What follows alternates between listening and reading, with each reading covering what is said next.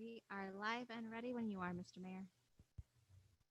Okay, thank you. Go ahead and call the meeting to order. This is a regular meeting of the Soldovia City Council for Monday, June 28th, 2021 at 6 p.m. And we'll go ahead and do roll call. Colberg. Here. Morrison. Aye. Rojas. Here. Peyton, and she is excused, absence. Nathan. Here. Sweat. Here. Okay, we have 5 out of 6 present. We do have a quorum. If you'll go ahead and join me in the Pledge of Allegiance, please.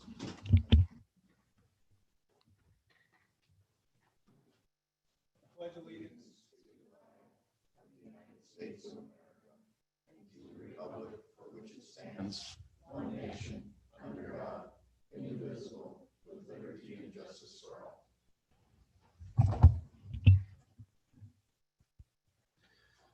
Okay, thank you. Item C, excused absences. Peyton is excused. Agenda approval. This will be item D. I'll make a motion that we approve tonight's agenda of June 20th, 2021. Second. Okay, we have a motion to approve tonight's agenda by Rojas, second by Colberg, I believe.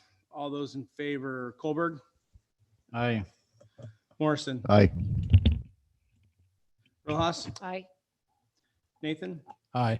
Sweat. Aye. Okay, motion is approved unanimously. Item E, consent agenda. All items under the consent agenda are approved with a single motion, no discussion, and one vote. A council member may request to remove any item for discussion and a separate vote.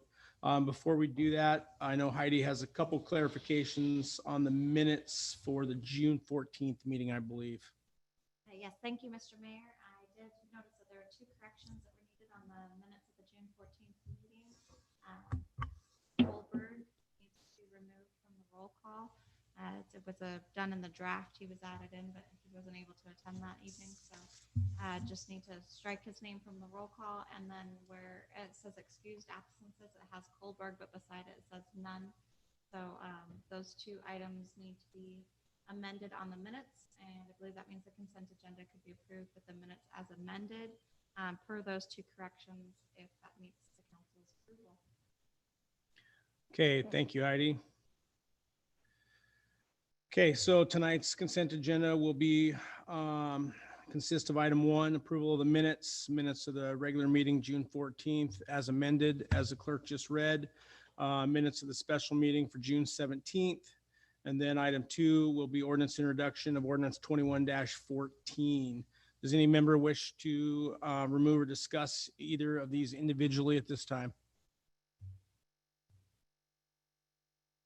Okay, with that, we'll go ahead and look for a motion to approve tonight's consent agenda. Make a motion to approve the consent agenda. Second. Okay, we have a motion to approve the consent agenda, and that will include the minutes for June 14th that are amended. And we have a second. All those in favor, Colberg, Aye. Morrison, Aye. Rojas, Aye. Nathan, Aye. Sweat. Aye. Okay, consent agenda is approved, 5-0. Okay, we'll go ahead and move on. Mayoral proclamations. We were going to do the reading of Proclamation 2103, recognizing the public service of Planning Commissioner Chair Polly Carluccio. We've decided we've decided to go ahead and postpone this until July 26th. So we're going to go ahead and wait till a little bit later in the year. We did talk with Polly about that, and so we'll wait till the July 26th meeting. Item G.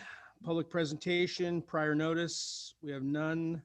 Item H, public presentation for items not on the agenda. There is one comment in the laydown. I believe that was the one by Buck Brown.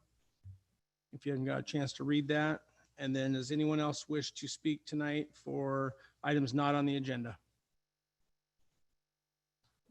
Laurel?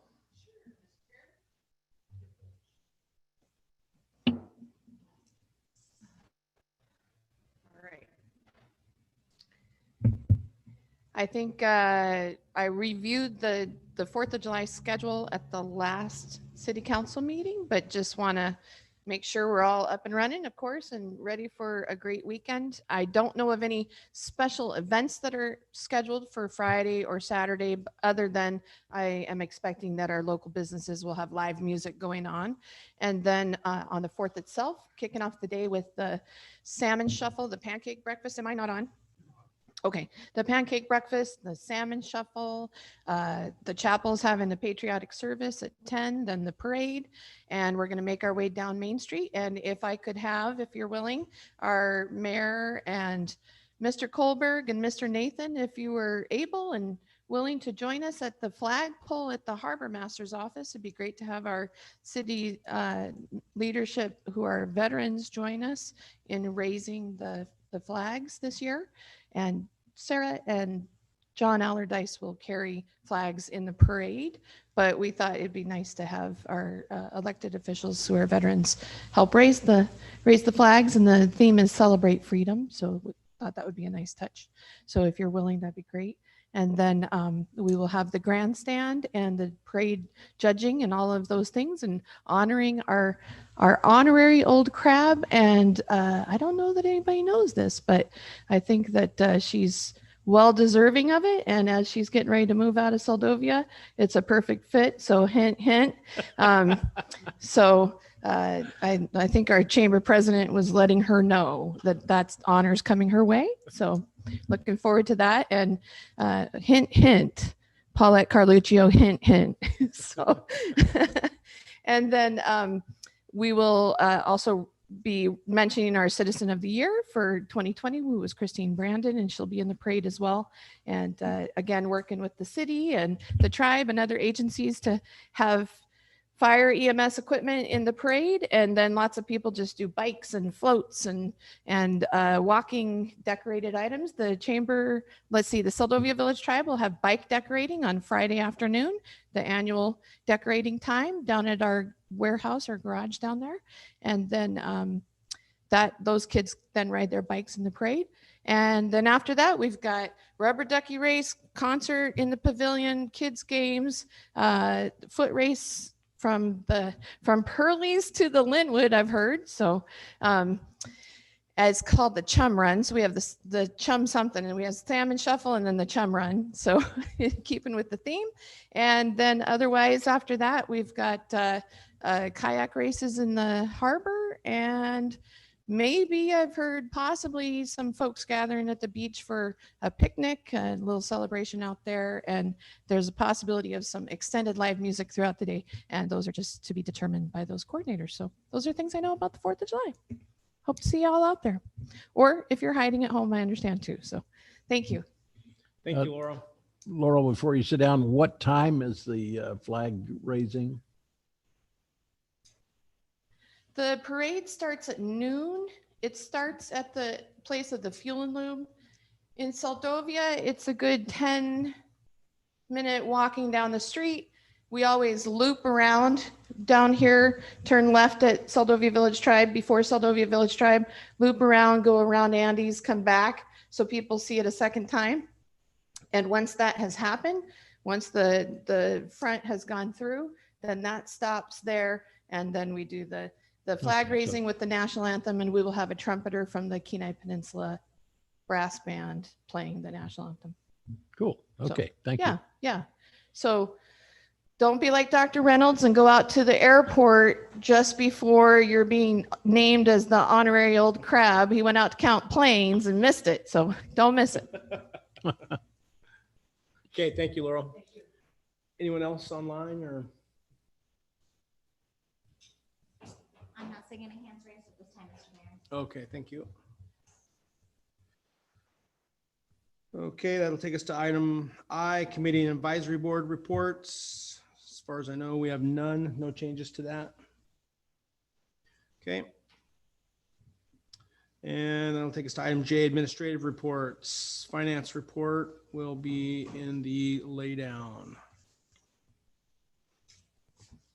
And Mayor, if I may speak to the finance report. Go ahead.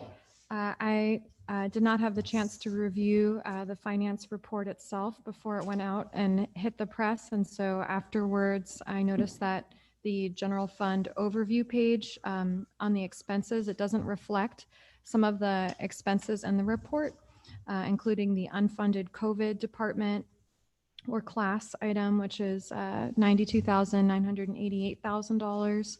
And it looks like the harbor kiosk project was left out at 30,000. And there may be other modifications that happened on the document the finance officer provided me that's not in your packet.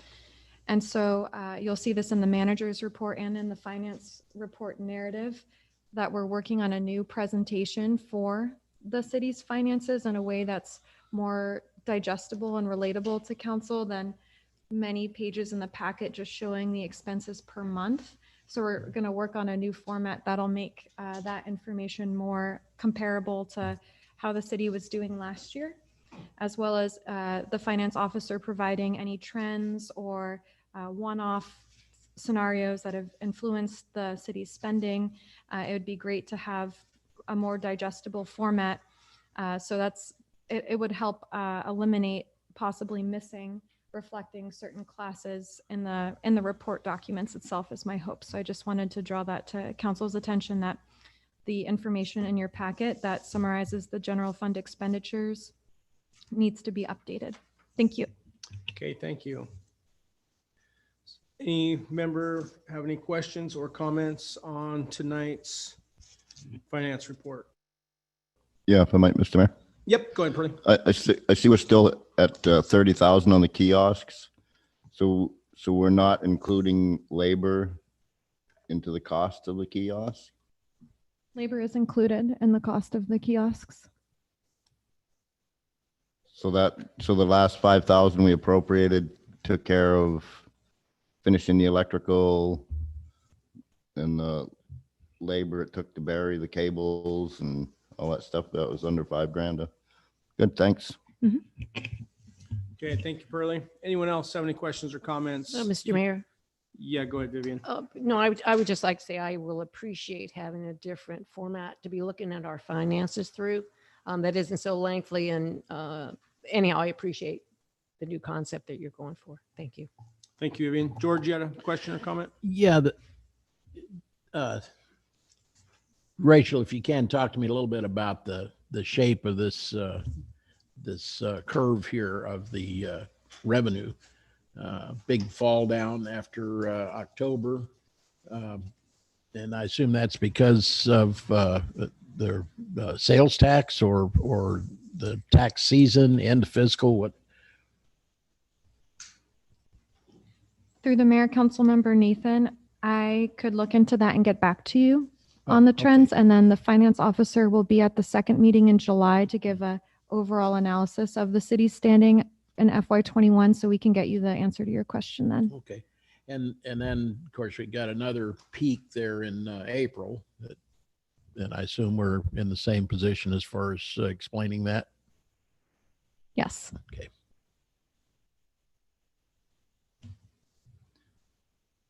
Any other questions, comments tonight on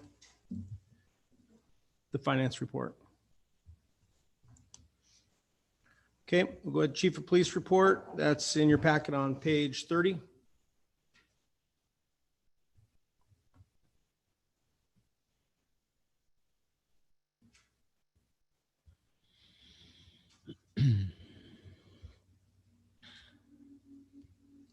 Clayne, did you have any additional comments or anything since you're here? Nothing? Okay.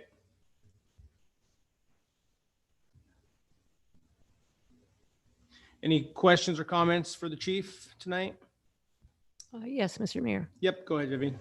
Yes, Chief Hawkins, in the, will you be continuing when you write up, like we did previously, we had write-ups of the calls that were in town, out of town, what they were, that sort of framework, instead of just saying 73 calls for service. Is that something you're going to provide? I might have missed it prior. Yeah, go ahead.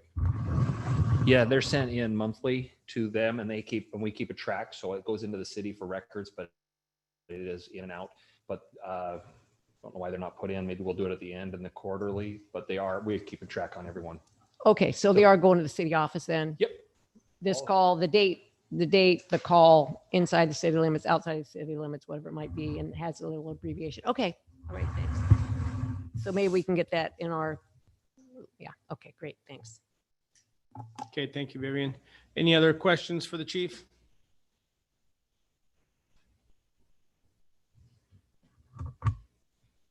Okay, we'll go ahead and move on to item J3, Harbor Masters Report. That's on page 31.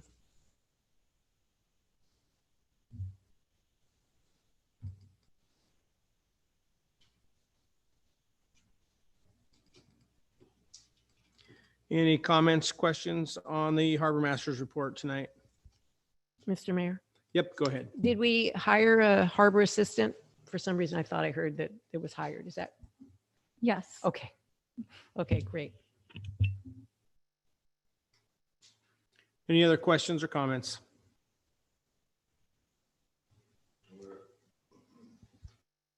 Yeah, Mr. Mayor, Go ahead, Pearlie. we're still going on with the car count in that parking lot.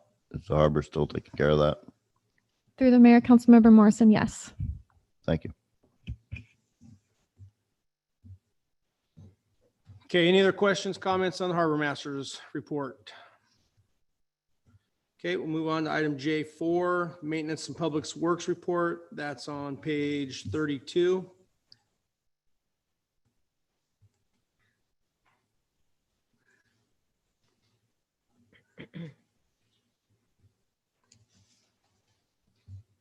Any questions or comments on the maintenance report? Yep, go ahead, Bobby. I just have one, Rachel. How are we doing on hiring for the Public Works position? Through the mayor, Councilmember Sweat, that's a great question. Initially, we had the position posted. It occurred while I was out on leave. And then when I came back to the city in discussions with staff, I'm going to possibly work to restructure the department. And so I pulled the position offline because I'm still thinking through what that position could look like with some possible changes that would be cost neutral to the city. Okay, so has Johnny agreed then to stay until that happens? Through the mayor, we're very lucky to have John Gruber. I'm not sure how long for. He was told it was a fill-in temporary position, and I know that his expertise is really helping the city right now. So I hope that he stays for as long as the transition, and I'm working on it with as much capacity as I have to get the position reposted. And that position is going to be a full-time position, right? That's what I'm thinking through. Okay. Okay, thanks. Yeah, Any Mr. Mayor. other? Yep, go ahead, Pearlie. You got your mic. Yep, there you go. No, we're good. I know last year, I think John done a lot of weed whacking and stuff for the city. Is there somebody that's going to start taking care of that? It's kind of looking kind of neglected around. Through the mayor, yes. We just had our first interview for the grounds beautification leader position, and then we're going to have a second one this week. And so hopefully we can have someone starting work on that beginning of next week. Good, thank you. Thank you, Pearlie. Anyone else for questions on regarding the maintenance report? Laurel, comment?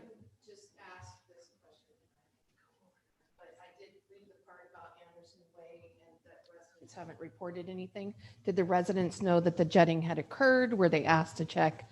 So there's one of the 3 residences on that first 2 blocks that has been without sewer since late April. So they don't have sewer working and they don't have it turned on. So would they know that anything had changed if they haven't been informed? So that's my question. Through the mayor, constituent Hiltz, I don't have an answer for your question, but I can follow up on it with you independently. Yep.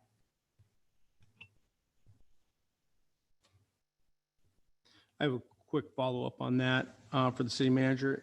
I know we talked a while back about looking at possibly like implementing a work order type system. Have you guys talked any more about that with the maintenance department and what that would look like? And Yes, Mayor, we did change the work order form so that it would ensure follow-up for specific work orders. So if someone hasn't called anything in, then the follow-up there would be no follow-up, but because it's a systemic issue, staff can work on noticing property owners that are impacted. Okay. Okay, thank you. Any other questions, comments on the maintenance report? Yes. Mr. Mayor, if I may. Yep, go ahead, Vivian. In the upcoming project as main septic tank and city-owned outhouse sludge removal, what is the city-owned outhouse? Is that the airport?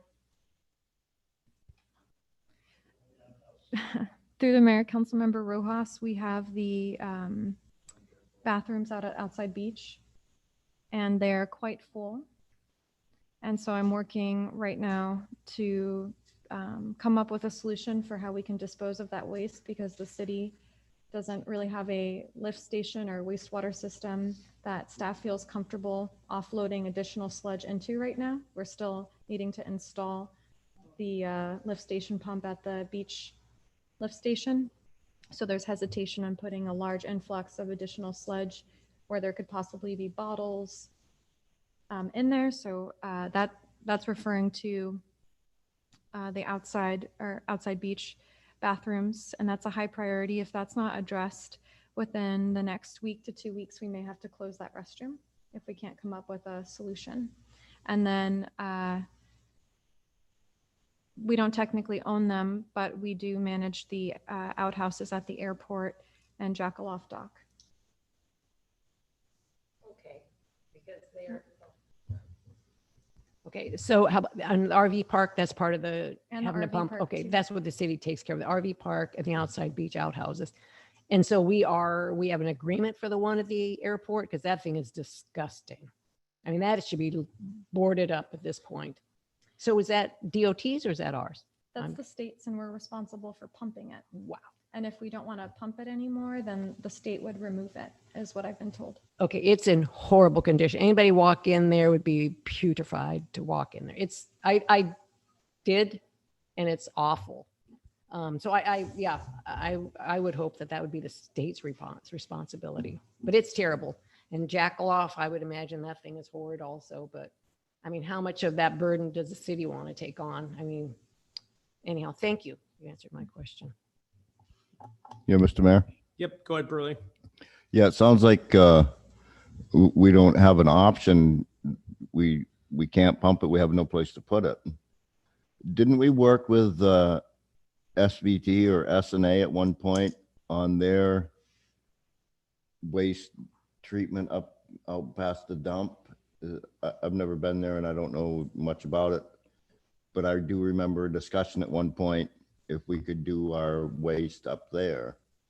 Has that ever been pursued? I know we Think it's- talked about that the last go around, and I thought we also, wasn't there a point here 5, 6, 7 years ago when we had a truck come over from the other side too, and they took 3,000 gallons out of here or something?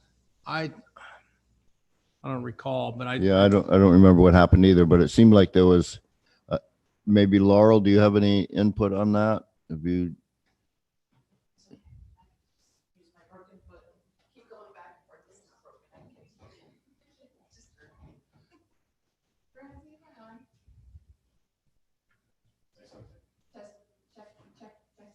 Test.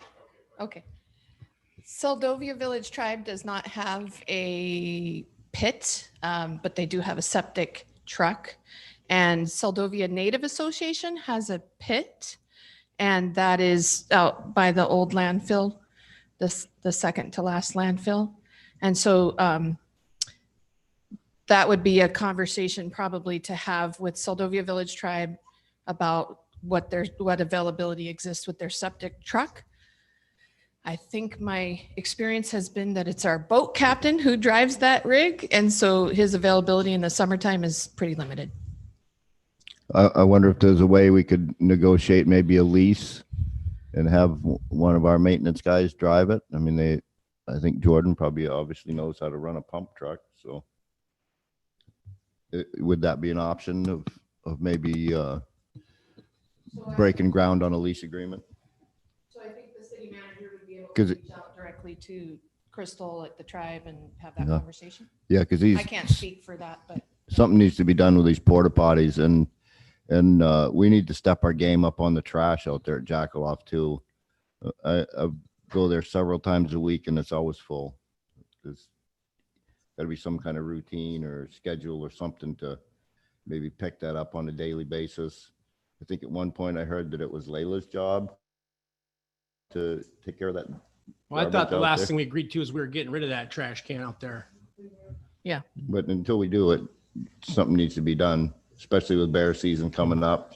We're just going to be encouraging somebody having a major project of cleaning up an area instead of a daily basis pull down there before they come to town. And at some point I understood it was Layla was in charge of the harbors and she was going to do that dump out there, but maybe I'm off base. Thanks. Mr. Mayor, Yep, go ahead, George.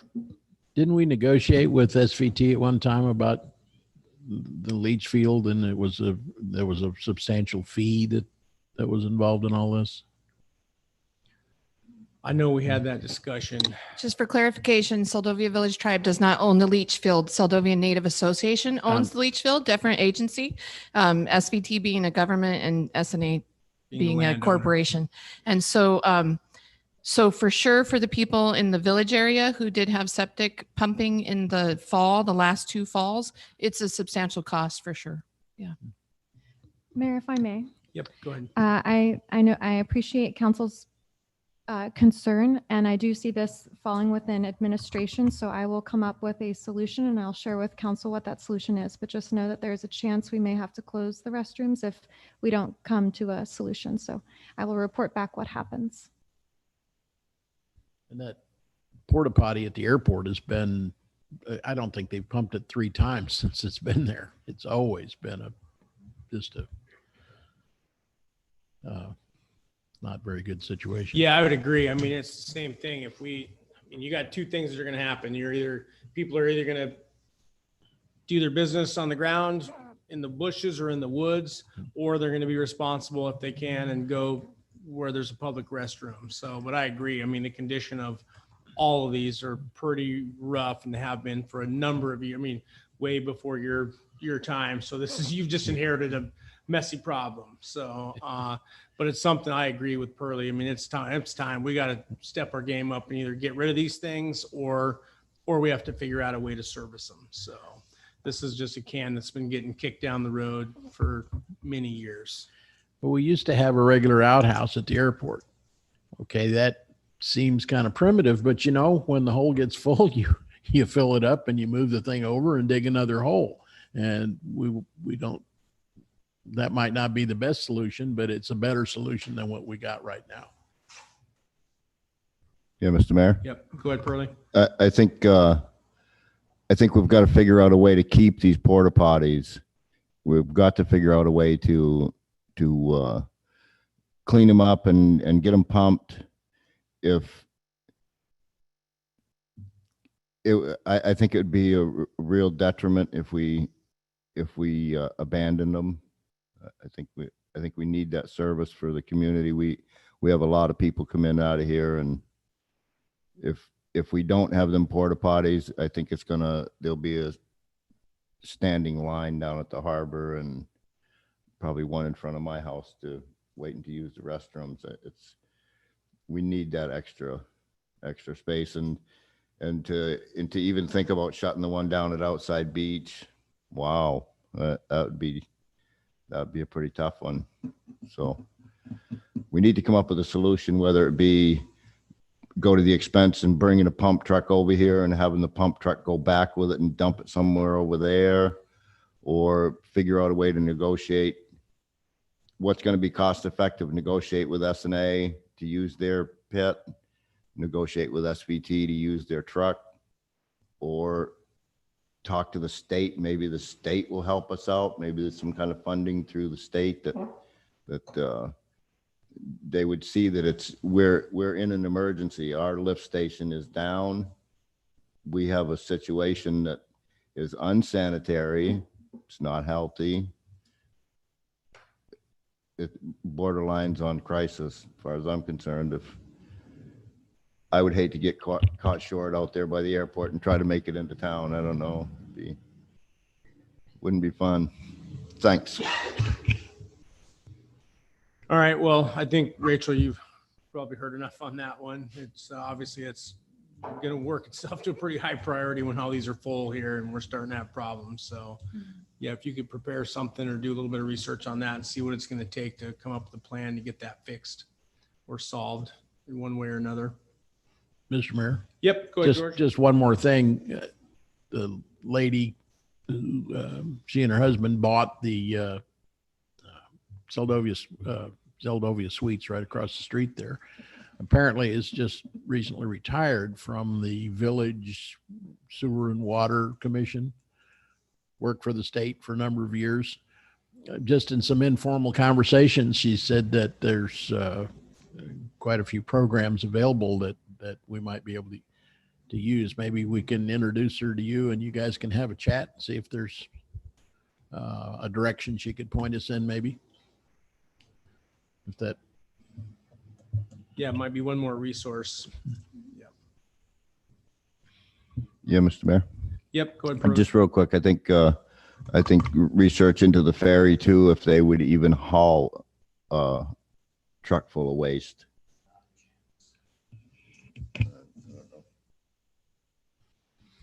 All right. Well, you got your work cut out for you, so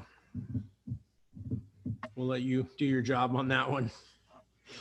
All right, let's move along here. We'll get to item K, public hearings. K1, this will be resolution. Let's see, on my copy says 2138, but it should be 21-41. A resolution of the City Council of the City of Seldovia entering into a 3-year participant membership agreement with Alaska Municipal League Joint Insurance Association Incorporated and authorizing the city manager to execute the appropriate documents. This will be found on page 34, and we'll go ahead and have presentation by staff. Thank you, Mayor. So at Friday's work session, there was discussion with council on not only our agreement with AML-JIA for the upcoming fiscal year, but also whether or not to enter into a 3-year contract with them. I wanted to share that in our budget for FY22, because AML-JIA had told me that their rates were going to increase by up to 10%. Our FY22 budget for insurance was $100,089.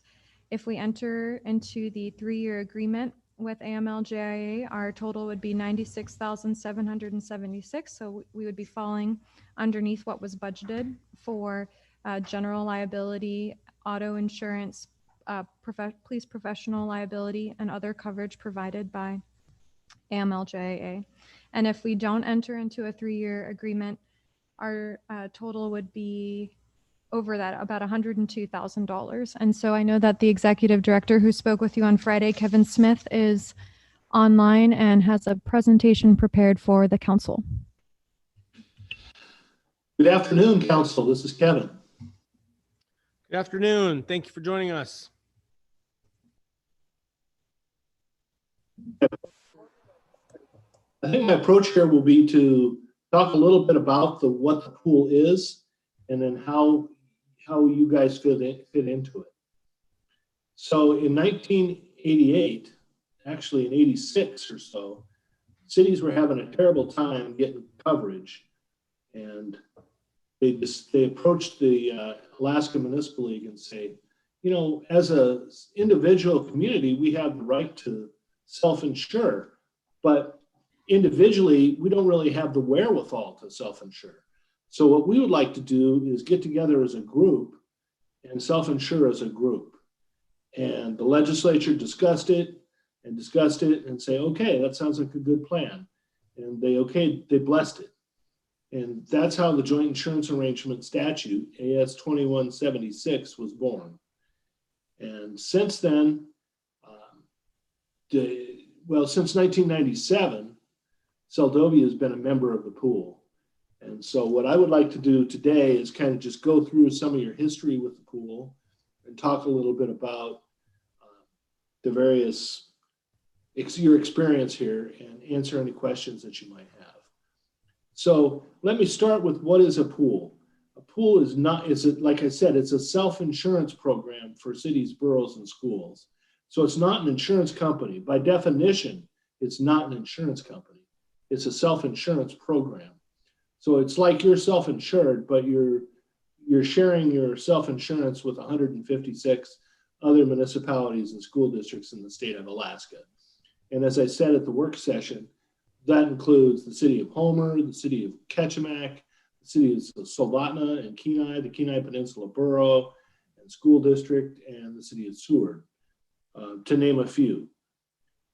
So what's that mean here? Could you move to the next slide, please? Is this Heidi running it? Yes, it's me. Okay, thank you, Heidi. What I'd like to go through are the various slides that have been put together here. The city of Seldovia joined the program in 1997. And you can see that you had not a lot of losses in 97, but some. And you can see that what we're doing here is we're looking at the frequency, which is what the number of losses are, and the severity, which is how much did they cost. The big year for cost was 2001, 2002, and the less 2004 and 2016 were good years for not having losses at all. And that's how you read this particular chart. If you could go to the next slide, please, Heidi. This is your workers' compensation. And I'm showing you this because workers' comp typically is the most expensive line of coverage that municipalities have. And so you can see that in 2001, there were 4 losses at least, with severity of $90,000 basically. And the recent experience, 14, 15, 16, 17, and 17, 18, well, 16 and 17, those years are particularly poor relative to the overall experience.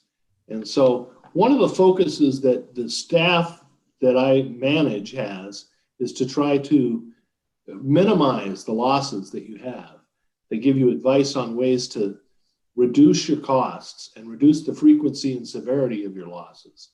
And you can see we did a pretty good job in the early years, but recently the experience has turned sour in 14, 15, and again in 16, 17 with respect to the number of losses, but not so much the cost of the losses. And to the degree the cost of the losses it depends on the loss. It's going to, in comp, it's going to be driven by the statutory benefits. In the liability, it'll depend on the facts of an individual case. And with that, let me ask at this point, are there any questions? Any questions by council yet? Nope, we're good right now. Okay, Heidi, if you could move to the next slide, please. This is the frequency and severity by cause code or the event type from FY13 to the present. And you can see that the most common injuries are the slip, trips, and falls, struck and injury by, or strain and sprain injured by. Those are, and that's typical of other municipalities as well. We see this in a lot of different cities and schools for that matter. Heidi, if you could move to the next, please. The frequency and severity by department will show you that the administration overall has had the most, and the police department has had the next, and then the harbor department is low, and the maintenance is low, and the fire department is next up. So those are where your losses are occurring. And you can see that the administration is going to largely include any of those E&O type claims, errors and omissions type claims, like, golly, our property lines suck. And Californians move to town say, we want to be able to count on your property lines. That's the kind of thing that the administration gets tagged with, as opposed to any other departments. Any questions so far? Any questions on this? Rachel, you going? Yes, thank you, Mayor. So Kevin, just to be clear with the administration, would that also include lawsuits? That is exactly what I'm saying. It includes Okay. lawsuits that where the facts of the lawsuit have more to do with stuff that's policy related, as opposed to Mr. Hex ran into the police car. That would be a police claim. Administration would be, gee, we've got this issue with zoning. You follow me? Yes, thank you. You're welcome. Mr. Mayor, if there's no others, I'd like to move on to the next slide. Yep, go ahead. Okay, go ahead, Heidi. So what you're looking at here is the severity or the cost of the claims by line of coverage. And off to the left-hand side, you can see the index that shows what the various lines of coverage are by color. Oh, heavens, what have I done? There we go. And so you can see that most of the claims end up being workers' comp typically in terms of the frequency. But in terms of severity, it's often the liability claims or the property claims or the public officials liability claims that are the expensive ones. And so, for example, if 2010 and 11 was a big year for the sewer backups, and 15, 16 was a big year for E&O, and 17, 18 was a big year for police professional. So that's how you read this particular one. And it's based on the scale to the left where it shows the dollar value of the claims. So the number of claims is represented by the size, well, the number of claims we've already talked about. So the dollar value is off to the left. Heidi, if you could go to the next page, please. This is how you compared to the rest of the pool. And this is typical, which is most of the time you're doing pretty well, but sometimes you're not doing as well as the rest of the pool. So in 15, 16, you exceeded the average experience of the pool. And then again in 17, your experience is worse than the pool. But the rest of the years you come in under average, which is good news. And generally interesting for city management, just to know how do we compare to other cities. And this is sort of the measuring stick for that. Any questions? Any questions? Nope, we're good, Kevin. Okay, thank you, Mayor. So this one is the total contributions versus the total incurred losses. And you can see it's been a mixed bag. Sometimes the amount that you pay into the pool, like in 15, or again in, actually like in 15, sometimes the losses exceed the amount you pay. Most times, if our underwriting is doing its job, it's going to be like FY16, where your contribution outpaces the losses significantly. And I would have to say, with a note of caution here, while you look at 19, 20, and 21, you go, oh, we're getting a lot better. Well, maybe, because some of these losses take years to develop. So for example, there's a statute of limitations on liability that's generally a 2-year statute of limitations. It can be less if it involves minors. So there's a number of losses in the 19, 20, and 21 years that may not be reported yet. And there's a term for that in our industry, which is called incurred but not reported, or IBNR is what we refer to those as. And at this point, it looks like great years for City of Seldovia, but we'll just have to wait and see for a couple of years and see when the chickens come home to roost, where that ends up. Heidi, can you move next? Thank you. So often, in order to even out things, we'll look by the loss ratio, which is when you divide the cost of the losses into the contribution into the cost of the losses. And so loss ratios in 2015 were pretty high, over 200, looks like 275%. And they've been dropping steadily since then. So I pay a couple of loss control professionals, including Kirsten Vessel, who works for the city of Seldovia, amongst a bunch of others. And she's going to help keep your losses, I hope, between 19 and 21 closer to zero. But you can see that our loss control efforts since 2015 have paid off. And I can't say that's due to us. I can only say that's due to the city. City employees have managed to keep those costs down. And for that, I thank you. And the other members, I'm sure, would thank you if they knew how you rated. Any questions on this? Any questions? Nope. Okay. Good, Kevin. Thank you, Mayor. So Heidi, if you could advance there's no more left, right? Correct. It says end of slideshow. That's the end of the deck. Okay, excellent. So that's really what I've prepared for you today. And I would take any questions. I want to say a word about the 3-year agreement, since that's what we're going to vote on today. The 3-year agreement is an agreement between the cities or the members and the administration here, which is that the rates will not increase more than 10% year over year. And if they do, we will give you enough notice to where you can get out of the pool. So you can see the rate discount is 5% if you sign up for a 3% agreement, or I mean a 3-year agreement. And that 5%, when you're talking about $100,000, is obviously real money. So I would encourage you to pass the 3-year agreement.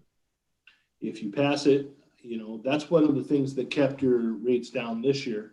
I will say that the property market is outrageous this year. The AMLJIA took a 40% increase in property rates to what we pay the excess or the reinsurance. So insurance companies, and we've modeled ourselves in many ways after an insurance company, they buy coverage with a huge deductible, as we do. So we'll pay the first $750,000 of every workers' compensation loss, for example. And in property, we pay the first $250. With liability, I think it's $500.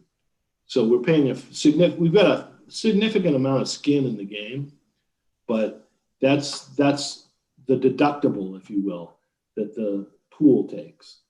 And so, sorry, I'm losing my train of thought.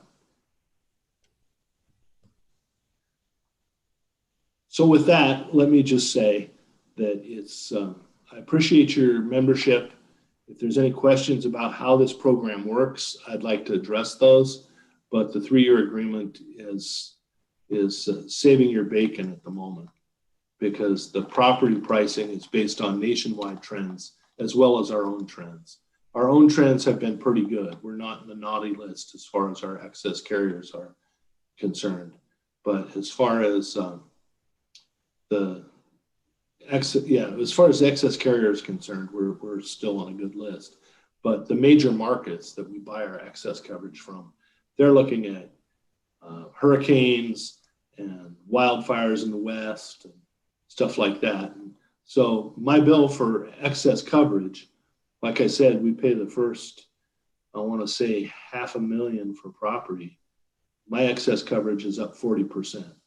And we were able to keep the members' coverage down to less than 10, because the rates need to be under 10 if you're in a 3-year agreement. So that 3-year agreement kind of saves Seldovi's bacon this year, as well as other members. I couldn't see bringing stuff up more than 10 if you're in a 3-year agreement. And so others that were not in a 3-year agreement, I might have raised their rates a little bit more. But by and large, the workers' comp was lower, I think, this year than it has been. And liability is fairly flat.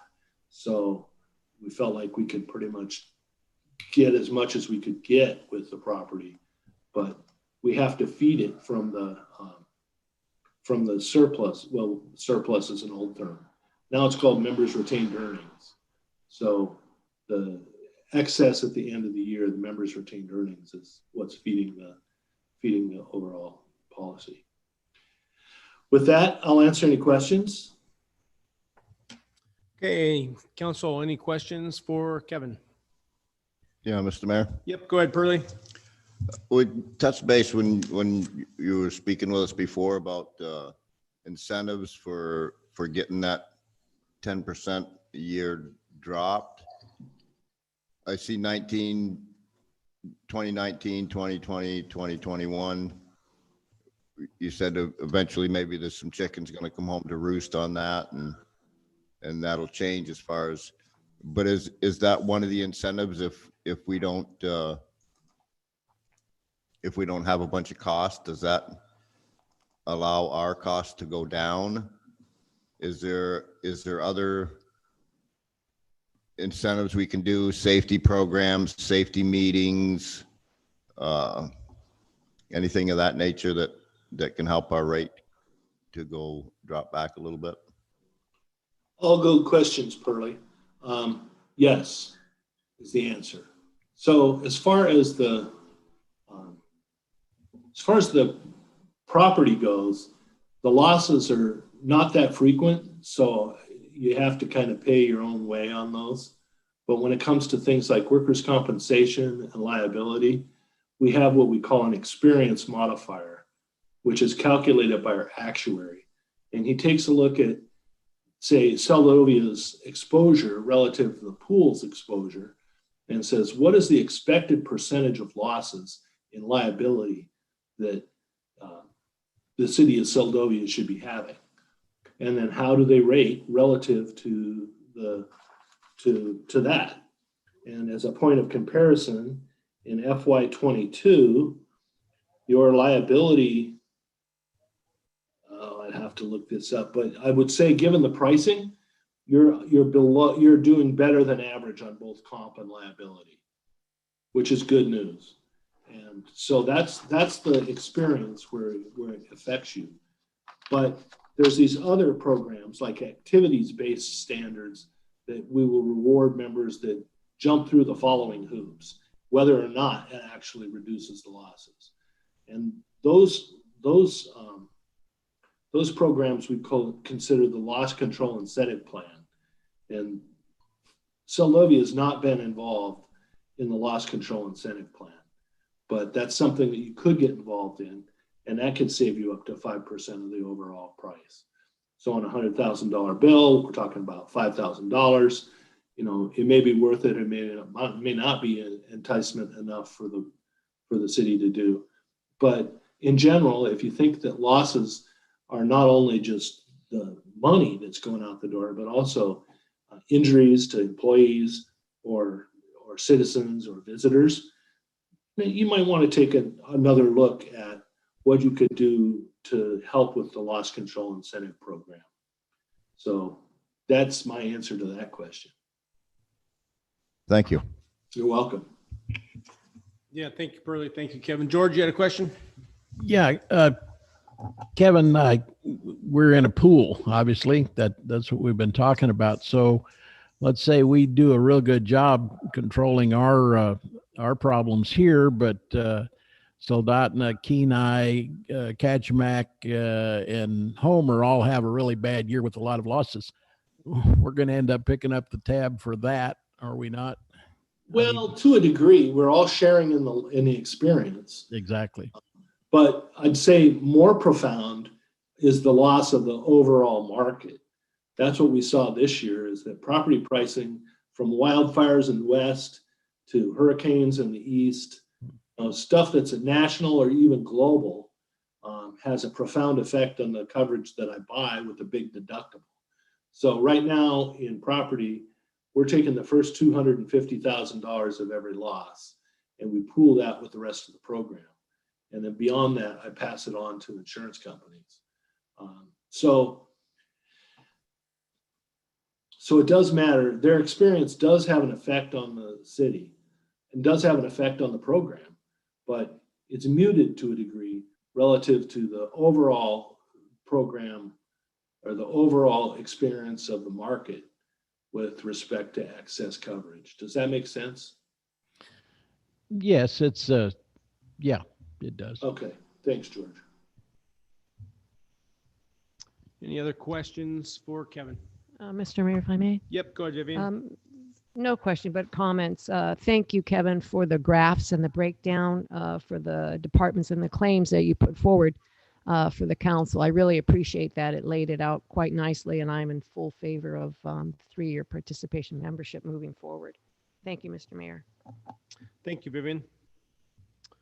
Okay, any final questions or comments for Kevin before we go into additional discussion? Okay. Laurel, did you have any, as the only member of the audience, did you have any questions or comments for? Okay, thank you. Okay, Kevin, we appreciate your presentation tonight. Thanks for the follow-up and all the information, and thanks for sharing tonight. You're welcome, Mayor, and thank you for your membership in the program. You bet. We appreciate your guys' support. No problem. It's what we do. All right, we'll go ahead and continue with any additional council discussion on resolution 21-41, which is locking us into a 3-year agreement with the MLJIA. Yeah, Mr. Mayor, Yep, go ahead, Pearlie. do we need more discussion on whether we're gonna raise our deductible up? I'm certainly not in favor of that, but is that on the table, or are we not even thinking about that, or what's up with that? Through the mayor, Councilmember Morrison, great question. That's separate from this. So this just says that we're going to use AMLJIA to provide our insurance. And then I have more homework to do from our work session to share what the numbers shake out to be if you increase the deductible with everything put back on the property schedule. All right, thank you. I didn't know if we had to, if that all had to be in for the 3-year agreement, raising the deductibles or not raising them. All right, thank you. Okay, thank you, Pearlie. Any other questions or comments on resolution 2141? Yep, go ahead, Rachel. Thank you, Mayor. So Councilmember Morrison has been asking AMLJIA about ways that we can reduce our bill, basically our contribution into the pool. And so back in March of this year, I asked our risk control specialist for some numbers on what it would look like if the city did participate. And so, and this is based on our FY21 contribution. If the city participated in that program and did all of the hoops that the executive director, Kevin Smith, was talking about, we could have saved this year $3,613. And they have it broken out in terms of percentages of whatever activities you complete. This is how much you could save. And tied to this discussion is the city just hired its safety officer, who's replacing Mark James. Jamie Martin will be stepping up to be the city's new safety officer. And I changed her position description to also include attending and presenting to staff on safety measures we could take so that we could participate in this program. So that would be a great cost-saving measure for the city. So Rachel, I had a question, follow up to that then. And going through that, I mean, so savings of $3,600. I mean, did it look like there was quite a, I mean, you're going to have additional labor expense. I mean, is there going to be is that going to be a net savings, or is it going to wash out by the time the additional actions we pay for? It's a great question. Safety and promoting a culture of safety is always worth the bang for your buck. You Sure. may think that personnel costs it would shake out, but I would argue by having someone that's focused on safety at the city as our safety officer, not only supporting the fire and EMS departments, but also looking out for the health and safety of the employees, that'll pay dividends even if it doesn't look like it out on paper, because it could help us avoid a very costly claim. Right. One claim can sink the whole ship. So. Just as you saw, we, over the course of our membership with AMLJA, it looked like we cost the pool about $700,000 in Okay. claims. Yep, So it only helps to have someone looking out. for the absolutely. city. Yep, yep. Okay, thank you. Any other additional questions, comments? George? Yeah, Mr. Mayor, you just asked exactly what I had on my mind. What are we going to pay this person to be the safety officer? Through the mayor, Councilmember Nathan, the position description was posted with their hourly rate. So it was up for public information. It was $18 an hour, up to 10 hours a week. And it's already included in your FY22 budget. Okay. And then, of course, there's some benefits that go with this as well. With the position? Yeah. Yeah. It's already budgeted for. So not benefits like retirement or insurance, but you have to pay for Social Security, you have to pay for Medicare. So it's a position that the city has had in order to mainly support the fire and EMS departments with complying with state mandated paperwork, reporting. So it helps the volunteers in those departments actually volunteer so that this position takes on more of the administrative burden of providing that service to the community. Okay. And you don't think it would be a good idea to use someone's already an employee just as an additional duty? Councilmember Nathan, through the mayor, basically all of staff are working at capacity or over capacity. And I believe we're actually, we have reporting that we still need to do. So there's been a backlog of reporting because our current safety officer hasn't had the time to fulfill all of the reporting that we need to. It's just a question. Thank you. Yep, go ahead, Bobby. Yeah, I have a comment. Yeah, George, I just wanted to let you know that from experience, that's not possible. There's too much reporting that needs to be done. That has to be done out of that office. It can't be taken on by the staff. There's no way. And that's basically just Jamie will be taking taking over Mark's position. Okay.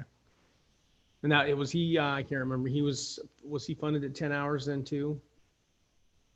I don't, Mayor, I don't know what hour limitation he had, but I based the position description off of his experience where he said on average he would work under 10 hours a week. And Okay. so when I budgeted in the FY22 budget, that's what I used. The 10 hours, yep. Okay, perfect.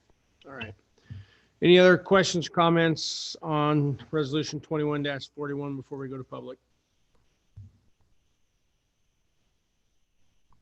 Okay, we'll go to the public. Is there any public comment on Resolution 21-41?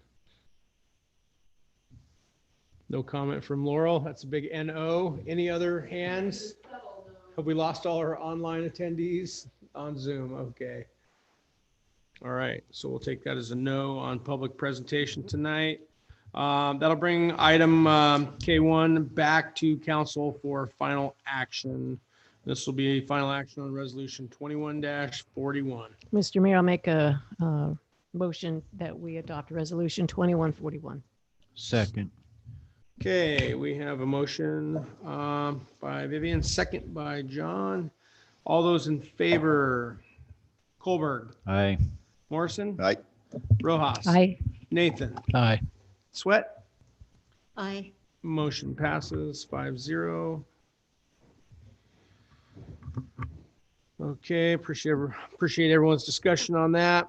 Go to item K2, Resolution 21-35, a resolution of the City Council of the City of Seldovia renewing the management agreement for the Sea Otter Community Center for the term beginning July 1, 2021 and ending June 30th, 2026, and authorizes the city manager to execute the appropriate documents. This will be found on page 42 of your packet, and we'll go ahead and have presentation by staff.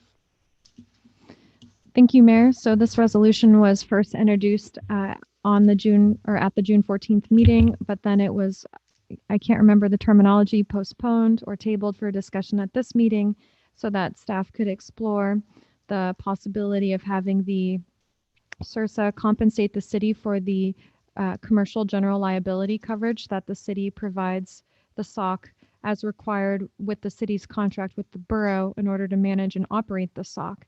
So if you go to the last page in your laydown,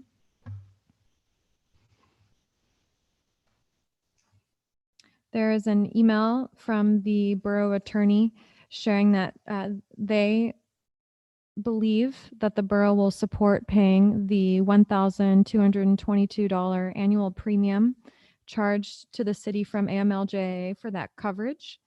They still need to have that discussion though with the CIRSA, and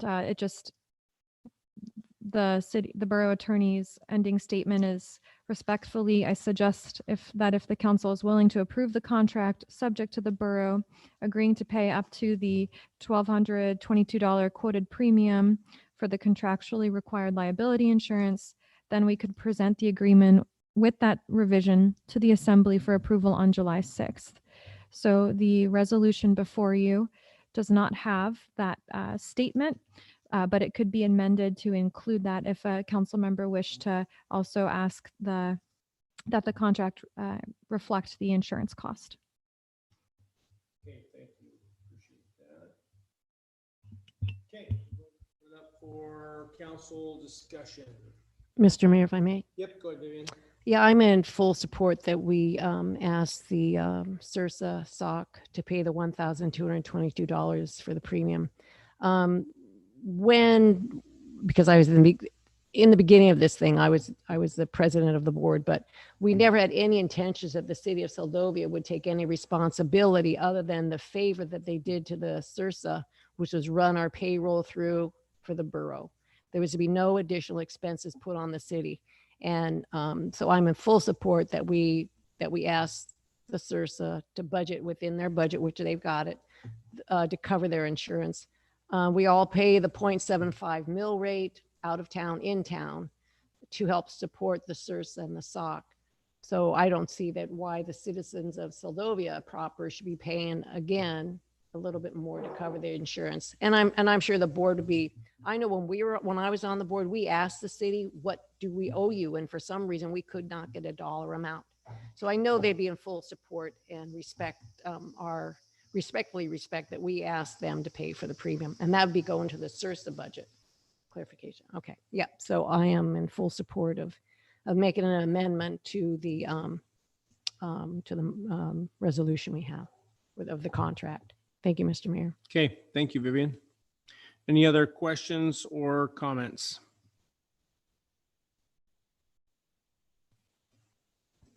Mayor, just one comment. Yep. So Councilmember Rojas, if you would like to make that proposed amendment, I would suggest the motion not include a specific dollar amount because that will change each year given it's based on payroll. And so the CIRSA may approve certain positions one year and not the next year. And so if you do make a motion, omit the dollar amount.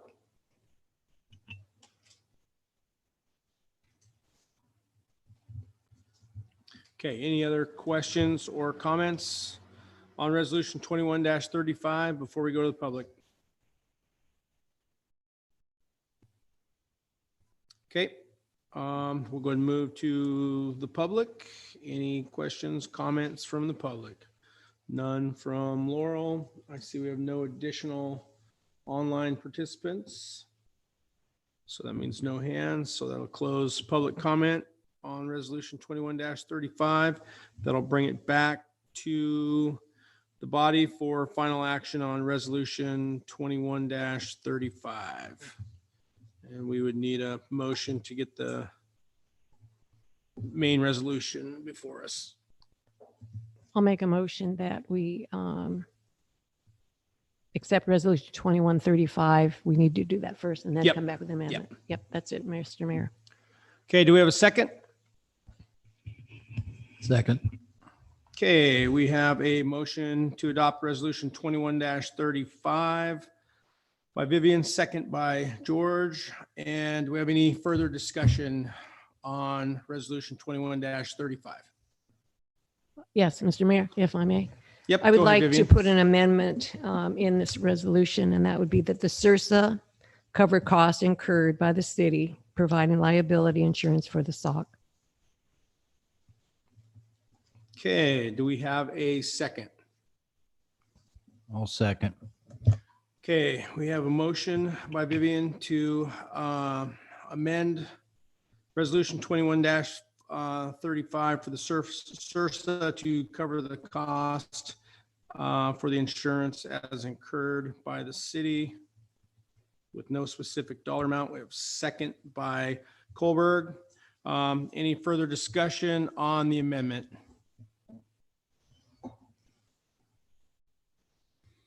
Okay, we'll go ahead and vote on the amendment. All those in favor, Colberg, Aye. Morrison, Right. Rojas, Aye. Nathan, Aye. Sweat. Aye. Okay, the amendment does pass. That'll take us back to Resolution 21-35 as amended now. Any further discussion on the main motion?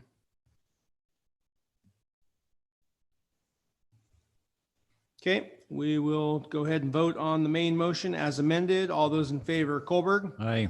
Morrison, Right. Rojas, Aye. Nathan, Aye. Sweat. Aye. Okay, Resolution 21-35 as amended passes 5-0.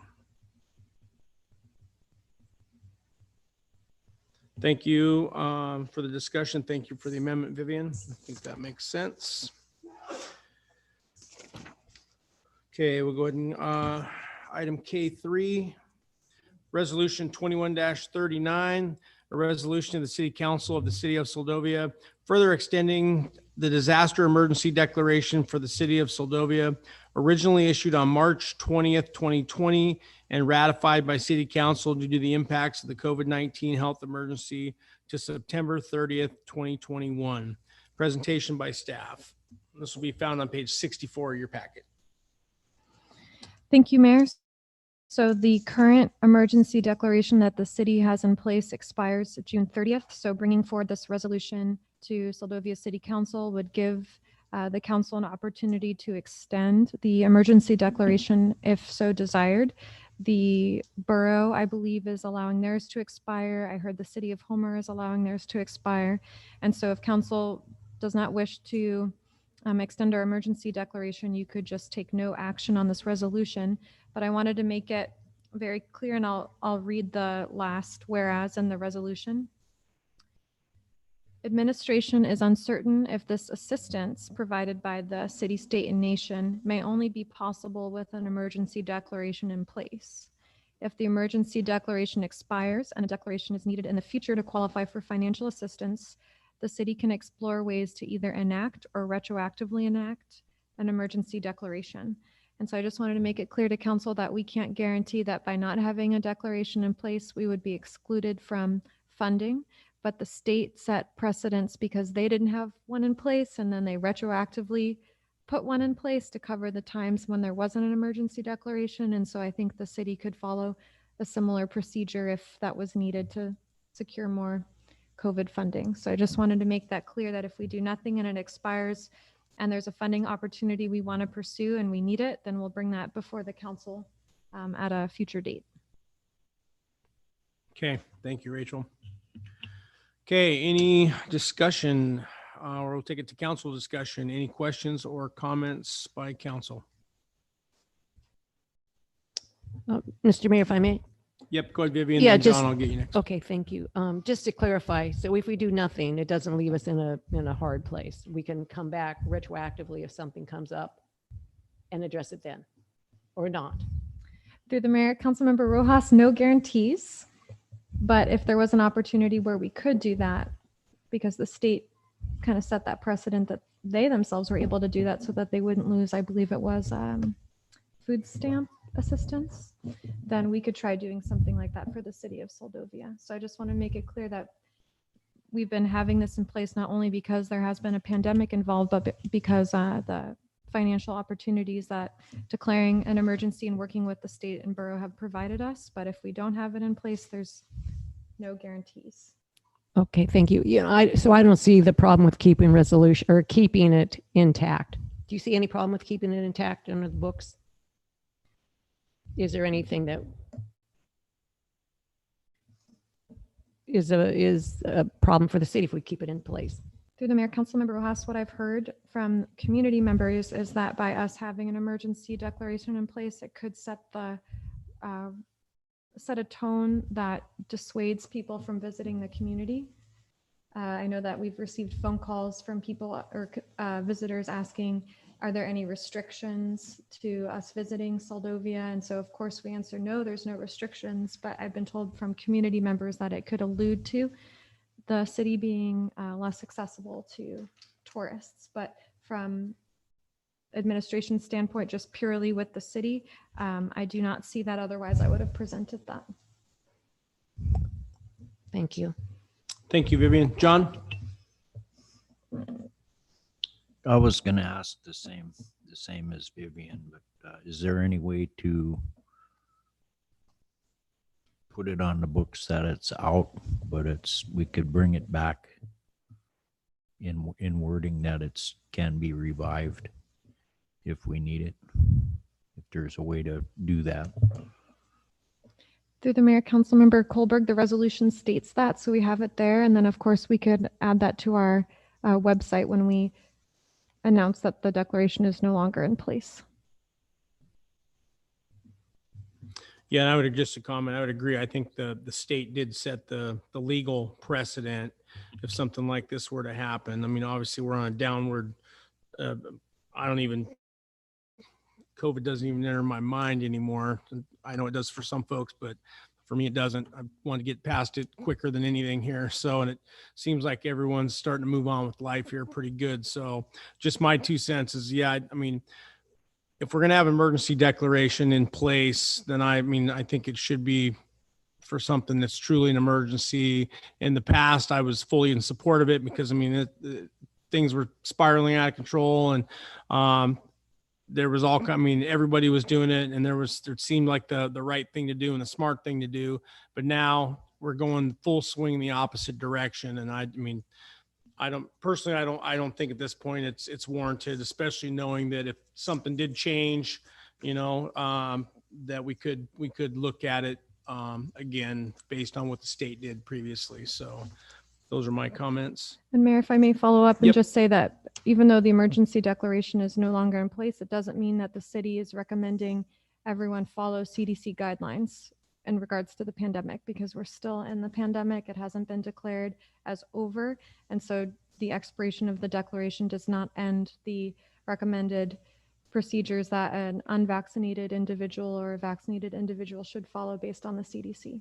Yeah, and I think that's what a lot of communities are doing as well. I mean, folks that are trying to be responsible. There's some guidelines that are still in place. Obviously, yeah, it's not completely over yet, so that makes sense to me. Any other questions or comments from any additional council members? Yeah, Mr. Mayor. Yep, go ahead, Pearlie. I'm just, I liked what Rachel said about, are we putting that precedent out there that we still have an emergency here? I don't think that's very appealing to the tourists and whatnot, and we need them tourists. So I'm all for just letting it go. Okay, thank you, Pearlie. Any other questions or comments before we go to the public? Okay, move on to the public. The lone soldier. Any questions, comments? She does. Thank you, Mr. Mayor. I would be thrilled to see the city council act to not move forward with any more disaster declarations and to just live wise and well. And for sure, having talked to Layla, she said at the harbor on the daily, she's getting calls asking if Soldovia is open. So one, if you interact with any businesses on the Homer Spit, make sure they know that we're open, because that's where we're hearing it comes from, is that there are folks over there who have been consistently saying we're not open. And so two, the chamber is trying to put out that message that we are open and welcoming to people, and please come and visit. So I think we've figured out a way to successfully navigate all of that. So that'd be great. Thank you. Agreed. Thank you for your comments. I see we have additional participant. Any hands raised? No hands. Okay. No additional comments from the public. All right, we'll go ahead and take item K3, resolution 21-39, back to council for final action. And if there is no motion, then we will have no action on this. Any additional comments, questions on resolution 21-39? Mr. Mayor. Yep, go ahead, George. I think we were supposed to have some sort of dealings with KBBI about some sort of an emergency communications procedure for tsunamis and so forth, and I don't think that ever happened. What would it be like if we gave them a jingle and brought that subject up and then said, oh, by the way, how'd you like to do a little public service message for us and just put out one spot on your radio saying that Seldovia is open?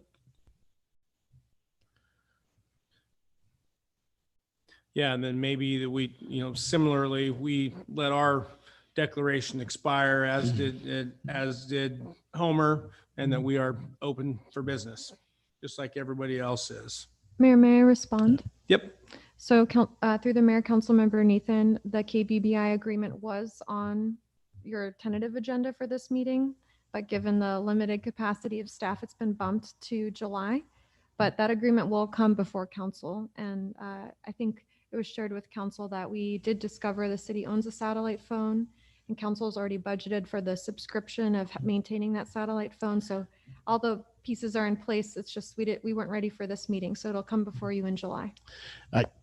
The only reason I brought it up was to have a vehicle for an excuse for talking to KBBI. No So excuse. so needed. just They're call them. Community supported radio. They would love to hear from us. So I will ask them what that could look like, and maybe the Seldovia Chamber of Commerce could even assist in that. Yep. Yeah, go ahead. And there should be an article in the Homer News this week that says Seldovia is open. So we did reach out to the Homer News, and the gal came over and spent the afternoon here. So there's a new writer there. Oh, nice. Yeah.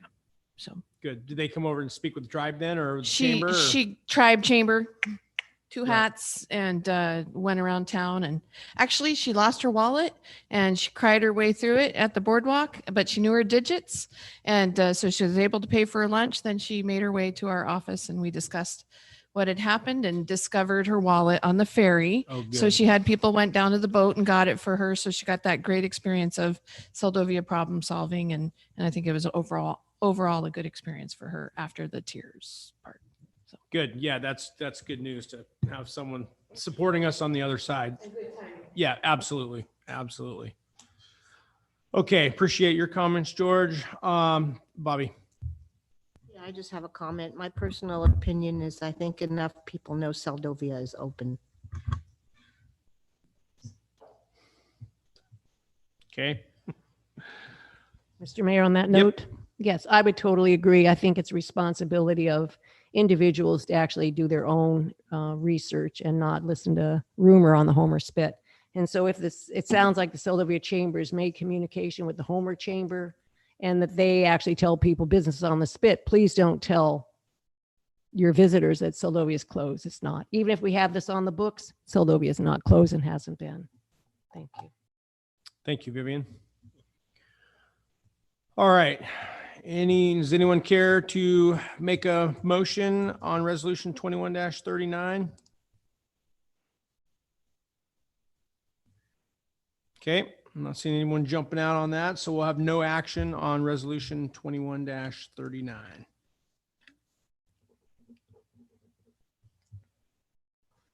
Okay, item K4, resolution 21-40, resolution of the City Council of the City of Seldovia authorizing the acceptance of the Kenai Peninsula Borough Grant Agreement for the Seldovia Senior Center Senior Grant Program in the amount of $10,770 and authorizing the city manager to execute the grant agreement. We'll go ahead and have presentation by staff.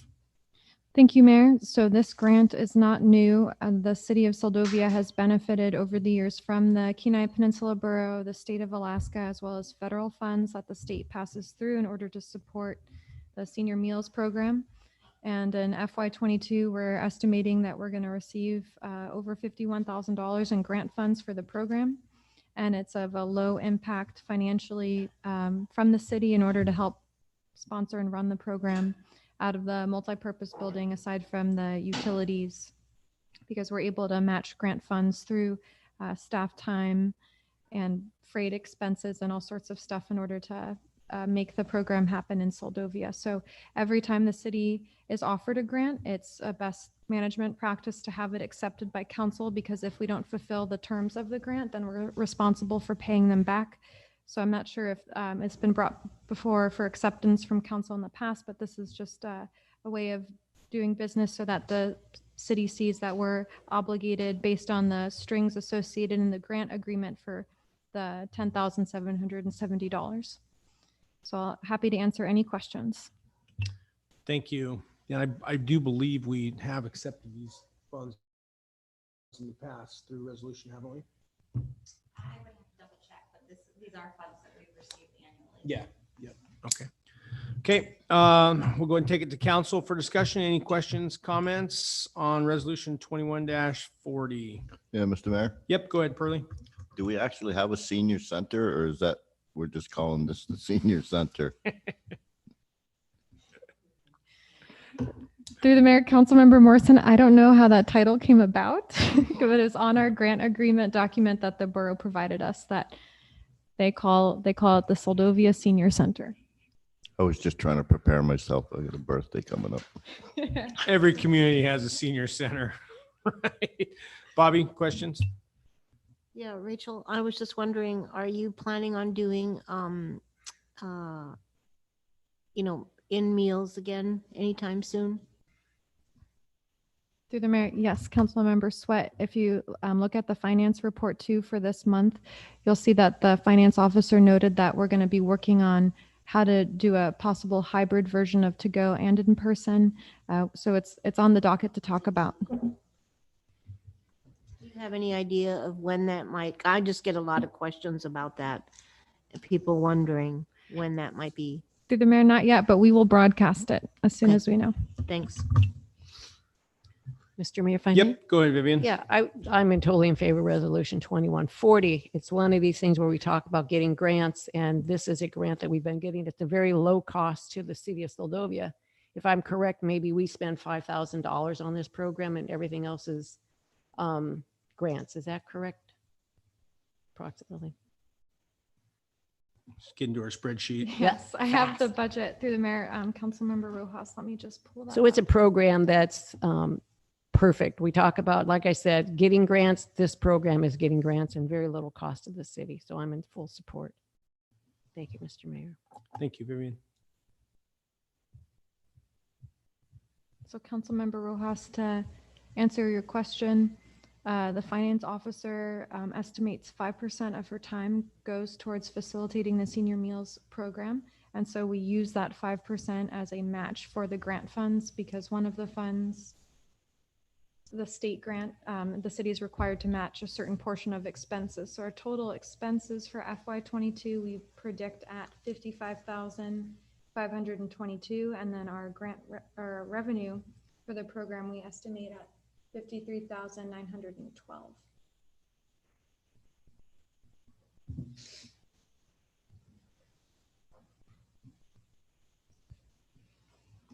Okay. Excuse me, Mr. Mayor. So in short, we spent a couple of $1,000. All right, thank you.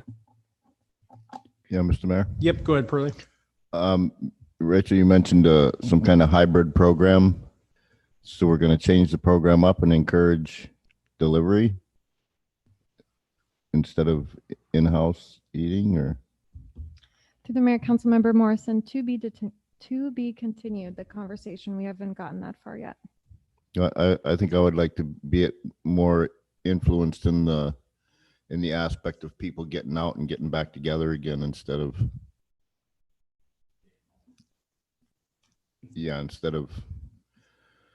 still trying to social distance. Let's open this world up again. So thanks. Thank you, Pearlie. Any other questions or comments from council?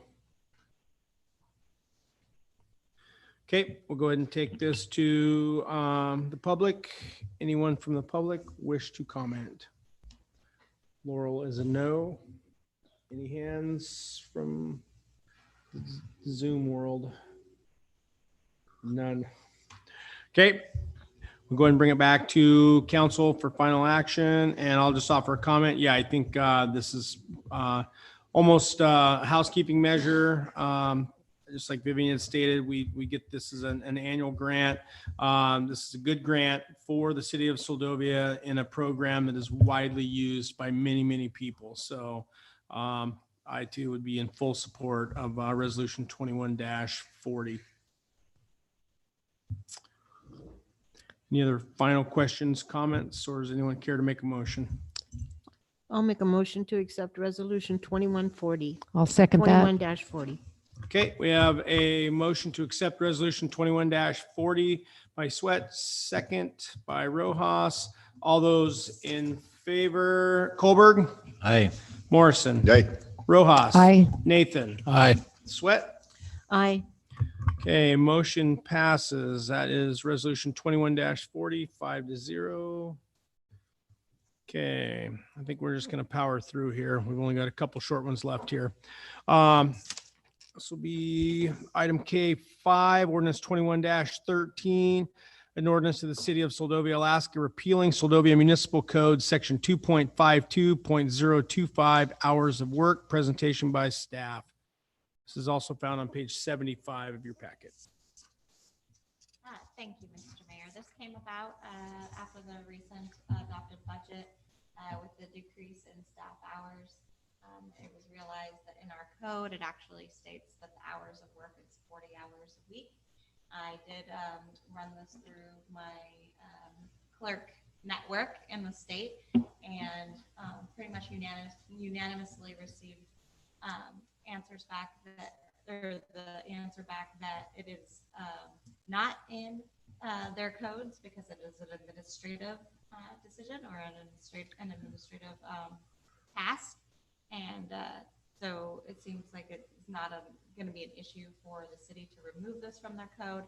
And then that allows, especially like in times when COVID happened and hours were shortened or people were working from home, it just allows a little bit more flexibility and fluidity for the city manager in designating those hours. And then of course, with the budget and the change, it'll allow for that change in staff time to be able to take place as well. Oh, and I should state, it says as amended on the ordinance because it was introduced. I don't know if you guys noticed it. It was introduced on the consent agenda 1 week. But it had it as amending Soldovia Municipal Code, section 2.52.025, hours of work, when it should have stated on the agenda itself, repealing Soldovia Municipal Code, section 2.52.025, hours of work. However, in all of the copies of the ordinance that have been produced and distributed to the public and council, I do believe they've all stated repealing Soldovia Municipal Code, but it still states that amended on the ordinance itself, just showing that there was a change of language from that header from amending to repealing. Okay, thank you, Heidi. Okay, any other questions, comments by council?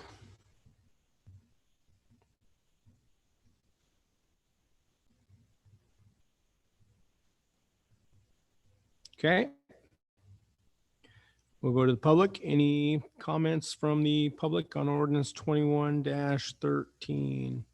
None from Laurel. Any additional hands on the screen? I see none. Okay, that'll close public comment. This will take it back to council for final action. I'll just offer one comment. Yep, I think this makes perfect sense. Another good housekeeping measure. This gives the manager the flexibility to adjust as needed to react to budgetary constraints, different situations as they arrive. And that is a function of the city manager. So I would agree that this does not need to be in code. So we'll go ahead and look for a motion if we can. Mr. Mayor. Yep, go ahead, Vivian. Yes, I'd like to make a motion that we adopt ordinance 21-13. Second. Okay, we have a motion to adopt ordinance 21-13 by Rojas, second by Colberg. All those in favor, Colberg, Aye. Morrison, Aye. Rojas, Aye. Nathan, Aye. Sweat. Aye.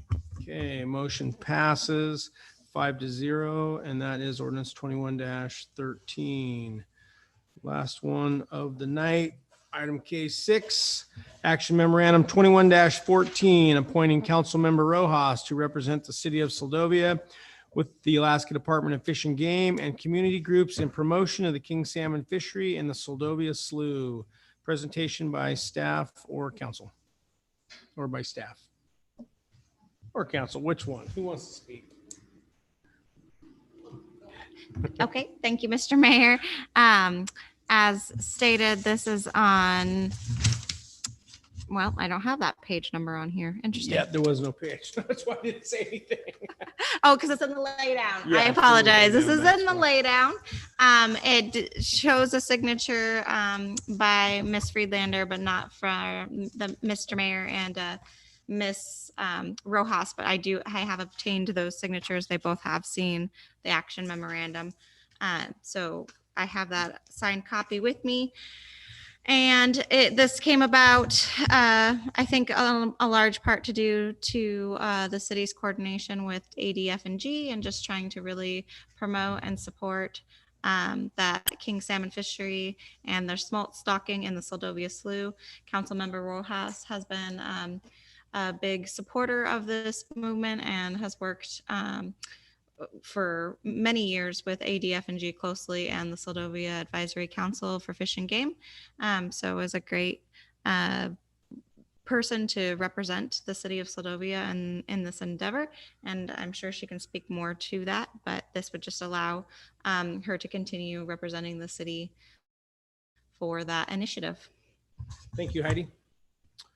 Okay, we'll go ahead and open it up to council. Vivian, do you want to comment first? Yeah, sure. I would just say I'd be happy to support this. I think there's a lot of coordination, especially in this past year with all the controversy over bringing the smolt in, taking the smolt away. So I think we need to have a support system and a partnership, and I'd be happy to work within. The city has enough on their backs, so I'd be willing to support the efforts with the community, the chamber, and entities, the Fish and Game, and moving forward with keeping the fishery here. So I'd be happy to do it. Thanks. Thanks, Vivian. Any other questions or comments by council? Yep, go ahead, John. Thank you for stepping up, Vivian. Bobby, yep. Yeah, same here. Thanks, Vivian, for taking this on. Yeah, you certainly have been a good promoter of this, and I thank you. Okay, any other questions or comments from council? Okay, I'll just offer a quick comment. Same thing. Yep, much appreciation to Vivian for taking this on. Obviously, I've been watching this year, and it's been busy. It's been busy all, and not just at the bridge. I see it's busy all over, up at the top of the slough, down in the harbor. We've had. I just got to tell you a quick story. I won't digress here, but it's the neatest thing ever. So my brother was here a couple weeks ago. It's been a month. Maybe it's June 9th. That was June 9th. There's a kid fishing in the harbor. We just came back in. We get off the skiff. We look over, and this kid's over here, and he's got his pole bent over. He's standing on the float dock over there, and it's going. And all of a sudden, we see a salmon just start jumping like crazy. And we're like, "Wow, it's got a king on." So we holler over to him, "Hey, do you need some help?" And he's like, "Yeah." And we're like, "You got a net?" "No." "You got a gaff?" "No." "Do you have any way to land it?" "No." So we walked over there. We grabbed a salmon gaff out of the boat. We walked over there, and this kid's got an old pole, and he's fishing down there for little greenling at the end of the dock down there. Well, he had a buzz bomb or a firefox or something on there, and this king was about an 18 to 20 pound king. I mean, this thing was just a big, beautiful. Got him up. We whacked him, got him on board, and we like, "You got a knife?" "Nope." "You got a plastic bag?" "Nope." Like, okay. So we went and we filleted the king salmon out for him, gave him a plastic bag, and said, "All right, take this." Lives with his grandpa out the road. He's a summer kid here visiting.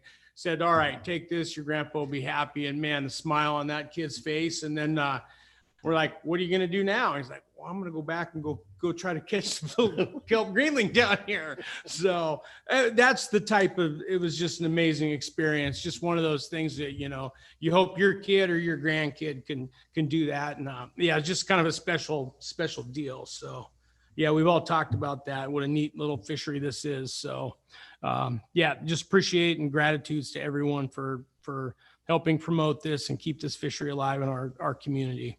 So, any other questions, comments? Okay, we'll go ahead and go to the public. Laurel, anything? Thumbs up from Laurel. Okay, I see we have another audience participant. Any hands from the audience? Okay, looks like no additional comments from the public on action memorandum 21-14. We'll go ahead and take that back to council for final action. Make a motion to accept action memorandum 21-14. I'll second. Okay, we have a motion by Sweat to accept action memorandum 21-14, second by Colberg. All those in favor, Colberg, Aye. Morrison, Aye. Rojas, Aye. Nathan. Happily vote in favor of making Vivian the Queen of Kings. Sweat. Aye. Okay, motion passes 5-0. That is for action memorandum 21-14. All right, that'll take us to item L, unfinished business, none. New business, none. Oh, my grandson's FaceTiming me. Item N, city manager's report. You're up. Thank you, Mayor. That's page 26 in your laydown. I'll just give a quick synopsis. The COVID-19 statistics. So City Clerk Gagel contacted the state, and with the data that the state provided based on a population of 394 in city versus out of city Soldovians, 50.5% of our community is vaccinated. And using that same information, 54.1% out of that 394 has received at least one shot. So that basically means that there's 4% currently out of that number that haven't received their second one, but overall that's a very high rate. So it sounds like our community is getting ready for the summer and getting vaccinated. It's been mentioned in the meeting that the finance report is going to undergo a makeover that'll hopefully make it more tangible and digestible for the council. That'll include things like providing a year-to-year comparison. So how were we doing last year compared to this year, as well as an analysis of any trends from the finance officer. And it will also include information regarding the permanent fund, which demonstrates how much interest versus principal the fund is making, and any other descriptors that'll help council understand the status of the fund. And I welcome Soldovia City Council members' feedback on if there's anything you wish to see in the finance report that would be helpful for understanding the city's financial standing. Staff that write the reports for the second meeting of the month will be in attendance at the July 26th meeting to answer any questions and give a more thorough overview to council on what they've been up to. Smaller packets, I've received feedback that the city's packets are quite large. And that's a result of me just wanting to provide as much backup information as possible so the council has the tools they need to make decisions and the public can dive deep into topics of interest. So I'm going to work with the city clerk to come up with a way that shrinks down the packet size, but somehow also provides backup documentation to someone who wants to read further information. So if there's any feedback that council has on what information would be helpful for you to include in the meetings, please let me know. A few meetings ago, there was a comment from a council member wanting to understand the holding corporation. So I had asked CAPED's executive director, Tim Dillon, and the harbor master for feedback on the operations of the holding corporation. So that is included in the manager's report for your reading pleasure. I wanted to raise to council that the city did apply for a grant to help us pay for the laptop needed to run the tracks and arms software that the DPS will provide the city through our contract with the state, and wanted to commend the finance officer for working with the chief to collect the data and complete the grant application so that we could be considered for the funding. The grant request is $5,206. And so if, again, like the grant you just accepted, if that's approved, were approved for funding, then that'll come before council in the form of a resolution. The city's relationship with the SURSA for management of the SOC. I bring this up just because I know that it may have the appearance that the city could be quote unquote nickel and diming the SURSA and the SOC, but it is not the intent of the city. We're just working towards getting a more accurate picture that reflects the financial obligations of helping operate the SOC. And so I touched base with Lisa Stanish on that and thanked her, and also just wanted to raise this up that we're looking to strengthen our relationship, the city strengthen its relationship with the SURSA and the borough, and that we all really value recreational opportunities in our community. So I'm hoping that it maintains positive relationships amongst all parties, because the overall intent is just to ensure access to recreation. The Woodwell Climate Analysis Group that was mentioned in a prior manager's report, they decided on their own accord to include Seldovia in a climate analysis. So they're going to model information like drought, flooding, and wildfires, which would be very helpful since the city underwent drought in 2019. So this information may help us with our all hazard mitigation plan and prepare for future risks. And I'll share that with council once received. A brief mention of our insurance broker, who just shared that Moldova is basically going out of business. So had the city not sought an alternative to our healthcare, we may not have been able to offer continual coverage for employees. I asked the Alaska Permanent Capital Management Organization. They currently are employed through the Alaska Municipal League Local Investment Pool to provide council with a presentation that would look at our permanent fund, how the city has been using it, and give an overview on the sustainability of the fund and how they might help the city invest the funds differently. So that'll come before council tentatively at the end of July in the form of a work session presentation, but I still have a lot of data to provide them, but I elected at the advisement of our city attorney to pursue working with them, because they currently manage the money anyways, just through AMLIP. So they have a better understanding of where Seldovia is at. And of course, we can seek other opinions on how to manage it if the city decided not to participate in AMLIP and pursue another firm to help us with money management. So that'll be coming up in the future. And then the city clerk work to get an update on Vertical Bridge, and an update on the status of that is that they're waiting for the NEPA to be completed tentatively September 15th. And so it sounds like they have a little ways to go, but are getting closer at getting the telecommunications tower raised in Seldovia. And then two things that aren't written in the manager's report. I shared with council that we have a new safety officer, Jamie Martin. So please welcome her to the team and congratulate her for stepping up to the plate to help the city complete those really important tasks on behalf of the Fire and EMS board. And then I also wanted to share with council that we had a resolution with a lawsuit we were involved in. So the city was involved in a case with Mr. Jackson regarding an unpaid vessel leave, repossession of a vessel, and use of city property. The case has been dismissed. So that's a success, in that the city is no longer involved in that matter. However, we owe our insurance company the deductible of $5,000.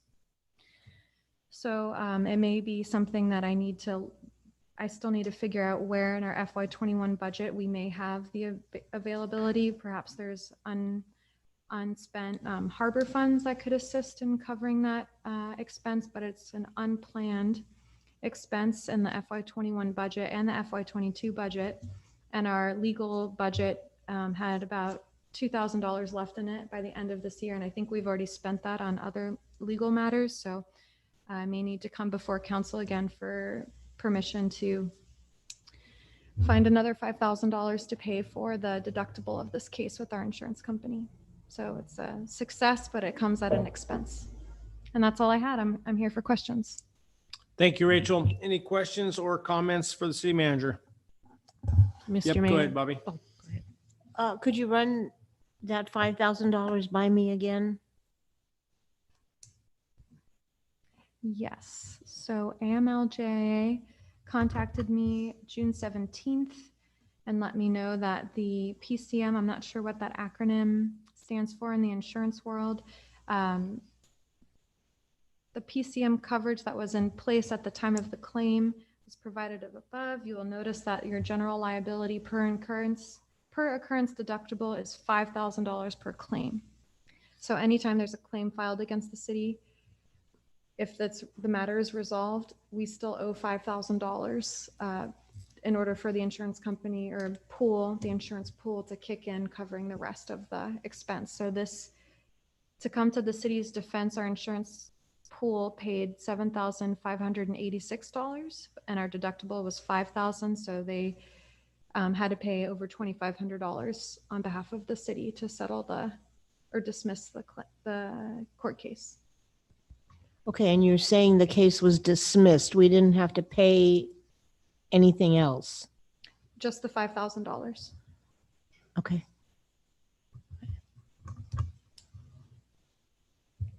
Okay, any other call? Vivian, did you have a question?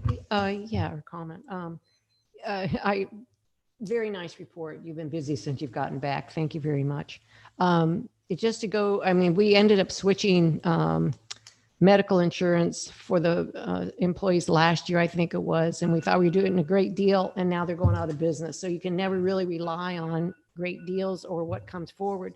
So anyhow, I just want to say, Rachel, you've been very busy, and I appreciate everything you've got going and juggling. Thank you. Yeah, Mr. Mayor. Yep, go ahead, Pearlie. Yeah, this was in public notice or something, this thing from Warren Brown. And we kind of really just blew over it. We didn't really address it at all. I think it's a great idea. I've said a few times in here, I think if we could find somebody to take over the dump run, start doing the local garbage, and I think that could possibly blow up into a pretty good little gig if somebody had the right truck and the right incentive. Our garbage program is always in the red. I don't think it ever makes any money. It's kind of goes backwards.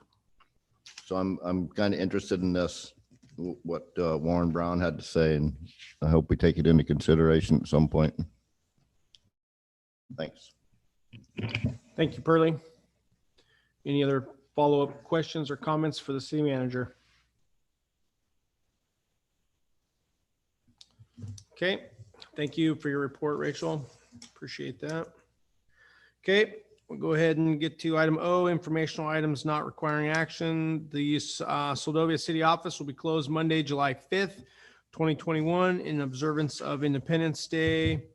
Item P, executive session. We have none. Item Q, council and mayor comments concerning items not on the agenda.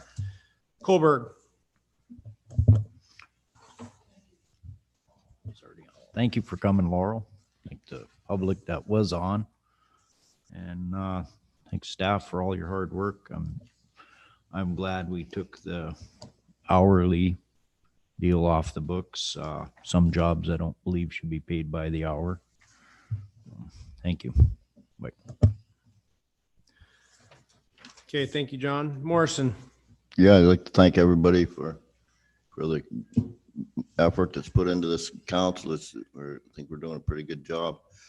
Congratulations, Vivian. I know you're interested in the king salmon, and I couldn't think of a better person to take over that and represent us there.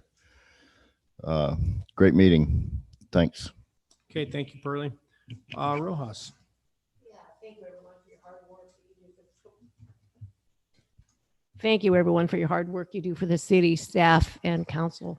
One thing I think it's a good idea is Buck Brown, if we bring that conversation up to the council to discuss, because I think it's a worthy cause to discuss, but I also noticed in his email, he doesn't have all the information of what the city is doing already for numbers. So it's an item that we could discuss and explore. Thank you, everyone. Have a great evening.